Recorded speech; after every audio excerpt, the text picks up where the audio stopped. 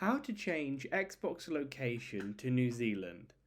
First of all, you'll want to, on the dashboard, press up on your left stick to get to the top menu, then go along to the right and then click A on this settings menu. In settings, you want to scroll down to system, then go to the right, then down again to get to language and location, click A on there, and then in the system section on the left hand side, click A on location. It will be wherever country you're in. For me, it's the United Kingdom. For you, it might be the US, but you want to change it to New Zealand. Once you change it to New Zealand from wherever country you're from, press B, then click Restart Now, or you can just click Restart Now on the right-hand side there. So it will change wherever country you're from, whether that's the UK, US, anywhere in the world. It's going to change it from wherever that country is to New Zealand.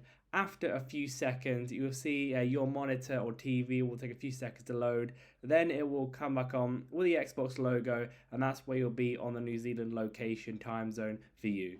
Leave a like on the video for help, to subscribe for more helpful videos.